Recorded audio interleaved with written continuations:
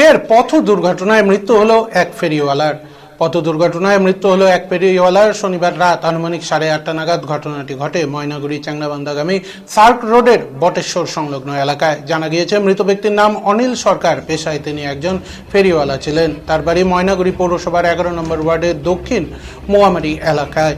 দুর্ঘটনার পরই পুলিশ দেহ উদ্ধার করে ময়নাগুড়ি গ্রামীণ হাসপাতালে নিয়ে এলে কর্তব্যরত চিকিৎসক তাকে মৃত বলে ঘোষণা করেন।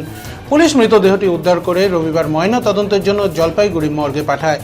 জানা গিয়েছে দক্ষিণ মহামারী এলাকার মৃত অনিল সরকার বিভিন্ন এলাকায় ঘুরে ঘুরে বাসনপত্র ফেরি করেন। শনিবার রাত আনুমানিক 8:30 নাগাদ বটেশ্বর সংলগ্ন এলাকায় সার্ক রোড পার হওয়ার সময় একটি বাইক সজোরে ধাক্কা মারলে সেখানেই মাটিতে লুটিয়ে পড়ে সেই ব্যক্তি। গুরুতর আহত অবস্থায় তাকে স্থানীয়রা উদ্ধার করে ময়নাগুড়ি গ্রামীণ হাসপাতালে নিয়ে আসলে কর্তব্যরত চিকিৎসক তাকে মৃত বলে ঘোষণা করেন।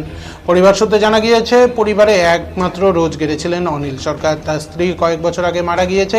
বাড়িতে 2 ছেলে ও 1 মেয়ে রয়েছে। তাদের একমাত্র ভরসা ছিল তার বাবা। এই অবস্থায় দুর্ঘটনায় বাবার মৃত্যুতে চিন্তিত তার সন্তানরা। এদিকে পুলিশ মৃতদেহটি উদ্ধার করে রবিবার মৃতদেহটি ময়নাতদন্তের জন্য জলপাইগুড়ি মর্গে পাঠানো হয় বলে পুলিশ সূত্রে জানা গিয়েছে।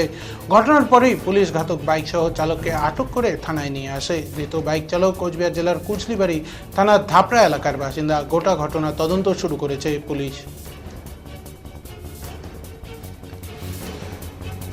বললাম যে মারা গেছে কে হয়? মামা শ্বশুর। মামা শ্বশুর। কি হয়েছিল বলো তো, কি ঘটনা? উনি লাইনে বেড়াইছিল বাইক থেকে 6টার দিকে লাইনে বেড়াইছিল। ওদিকে লাইন ফাইন করে এসে বাড়িতে ব্যাক করার সময় এবার উনি রাস্তা ক্রসিং হচ্ছিলো, টোটো রেখে রাস্তা ক্রসিং হচ্ছে। এবার কালেকশন করে তো বাড়িতে এবার রাস্তা ক্রসিংয়ের সময় উনি মানে পুরো স্পিডে এসে পুরো মাইরে টেরে তারপরে হাসপাতালে খবর পাই আমরা হাসপাতালে চলে আসি। তো বললাম কিসে মারছে? এটা মারছে, বাইকে মারছে। যে বাইক মারছে তুই বাইক চালক আটক করছে? হ্যাঁ, আটক হয়েছে, থানাতে আছে। আপনার নাম কি? প্রদীপ দাস।